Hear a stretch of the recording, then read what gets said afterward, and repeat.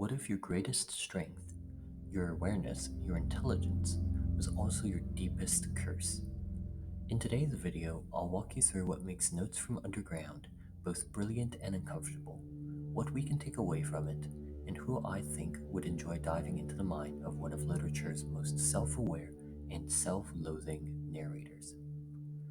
Notes from Underground was published in 1864, just before Dostoyevsky wrote his other masterpieces like Crime and Punishment and The Idiot.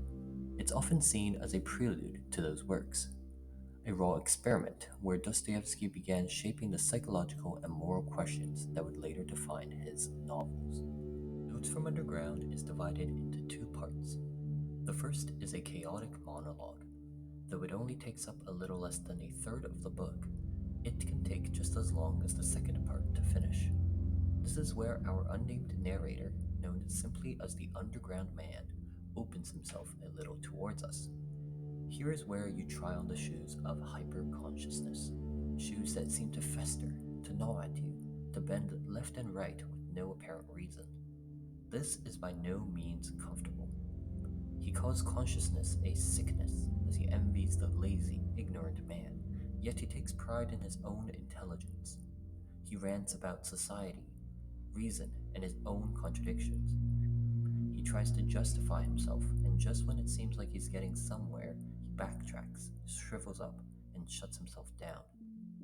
You'll find, however, as much as it may seem like an arduous journey, through these chapters they do lead somewhere. They prepare you to understand him, not just as a character, but as a reflection of a modern mind split between knowing too much and doing too little. The style in which this first chapter is written in is like an ever-warping enigma. Run-on sentences galore, commas left and right, and fragmented, indecisive writing. But these allow you to experience, even if for just a moment, how trapped, how paralyzing it can be to overthink to the extreme. It seems like a short read, but it was exhausting. I often had to put the book down and see if I could untangle some of those knotted strands of thought. And when you do follow through with the chapters, you'll come to discover not only more about the Underground Man, but some of the overarching ideas that Dostoevsky wished to deliver. Thoughts on rational egoism, nihilism, and what it means to be a human will seep through. He mocks the idea that people will always act for their best interest. If such an algorithm were ever to exist, a formula for human behavior, it would still fail. He insists that humans often act against their own interests just to prove that they're free. What man wants, as the narrator says, is simply independent choice, whatever that independence may cost. This part made me think not only of ideas like Christianity, but also dystopian worlds like the one within Brave New World. The second part is a series of painful episodes from his younger life that reveals just how his ideas played out.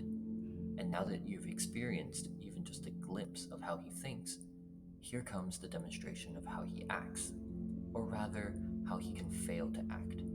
He wants revenge on his previous schoolmates, but overanalyzes it to dust.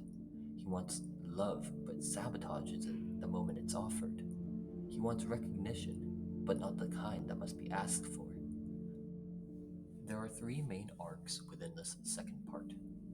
One with an officer that highlights his inability to act and his obsessions. One with his schoolmates that exposes his obsessive need for validation and the inevitable humiliation that follows.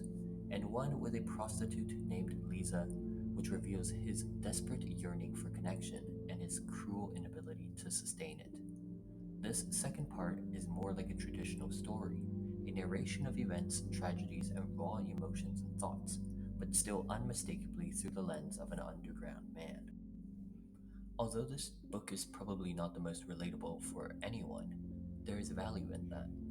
The book is somewhat of a psychological mirror.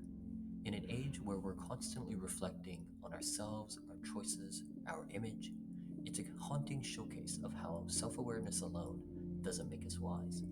It can make us paralyzed. One quote captures it perfectly. Suffering is the sole origin of consciousness. The Underground Man's tragedy isn't that he's wrong, it's that he's right, but can't live with the truth that he sees. We all crave meaning and independence, but too much introspection can turn freedom into self-destruction. If you enjoy psychological or philosophical fiction that asks more questions than it answers, Notes from Underground is essential reading. Or if you want something challenging, a book with a highly unconventional narrator or style, or just a book that prompts you to think about our lives from a somewhat distorted angle, I would highly recommend this. Let me know what your thoughts are on it if you do read it. Thank you all for watching, and until next time.